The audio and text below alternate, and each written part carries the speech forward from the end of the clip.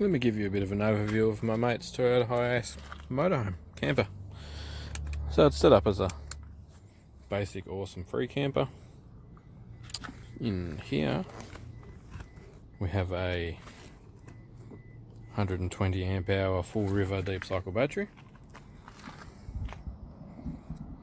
Up on our roof we have this 250 watt solar panel.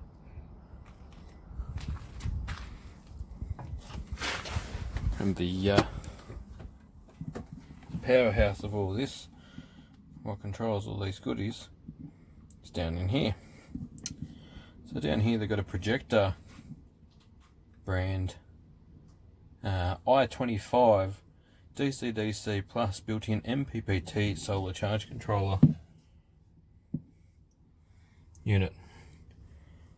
So the beauty of this thing is you can not only take power out of your vehicle's battery with either a smart alternator or a normal alternator, but you can actually charge with solar as well. So in the case of this vehicle, our solar cell goes to that little box and that charges our house battery, 120 amp hour full river that you're seeing. There's also a pair of cables that go over to the start battery, and when the voltage is above 13.2 I believe I read earlier, it actually starts charging at 25 amps the house battery. So with a 4-hour drive you pretty much fully recharge that battery if you include the solar at the same time. So from dead flat, 5 hours say, quite easily. And if you've got a lot of load on your vehicle like aircon and headlights and demisters and all that kind of stuff and the radio going flat out, you may start to get towards the end of the capacities of the alternator.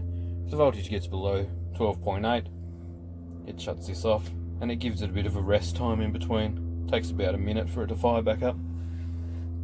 So above that we've got a 1500 watt Chinese power inverter. They've got a bit of a switchboard as well. So we've got on the far right hand side there's a couple of AC switches and then the rest are DC. This has one 240 volt outlet in the back.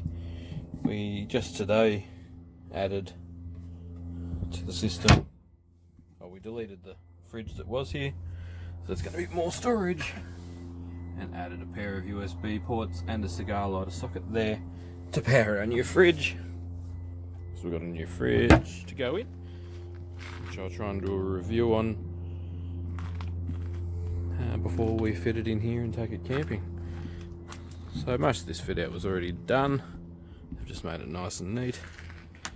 We've got a couple of low voltage LED downlights in the back. There's our old fridge, and down the back there we've got an AC output.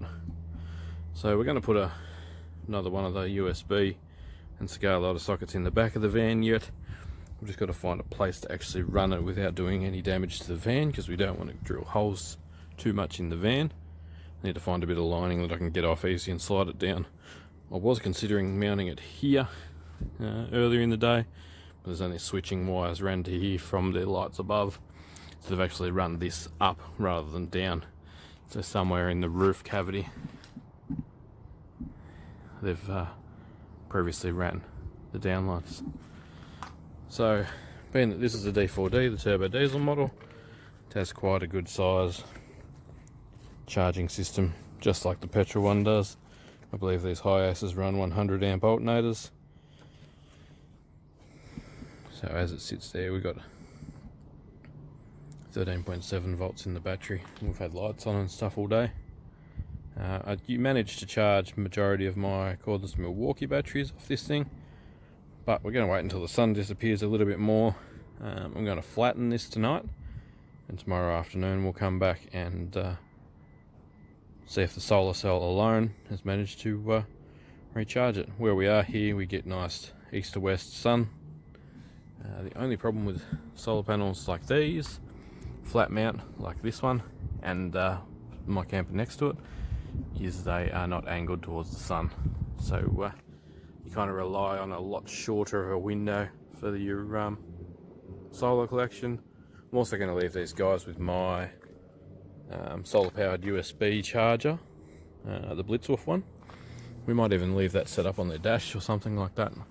They can charge power banks and other devices while they've got the camper. So yeah, they're going on a holiday at the end of the month. Got a shower there for them, and I got a couple of those. I've also got some juice for a chemical toilet, which I'll go and pick up and chuck in here too. So yeah, we're gonna flatten this until we're down to a static just under 12 volts. As soon as we crack under 12 volts, we'll call it a day. We might even run it until the inverter says no, actually. So we might get set up for that now. And yeah, on the tail end of this video tomorrow, I will let you know how we went. See if it tomorrow afternoon it charges itself all back up. We'll flick the inverter on and do that. Thanks for watching. Catch us on the next video. Alright, so I'll just show you what we're using as our load. Yesterday I went crazy whippersnipping mate's place, and flattened all of my 12 amps. So I'll flatten this one again using a heat gun here. Got 3 amp high output as well. So these are all rapid charging on the dock. Bit of load on, we're down to 12.6, which is normal.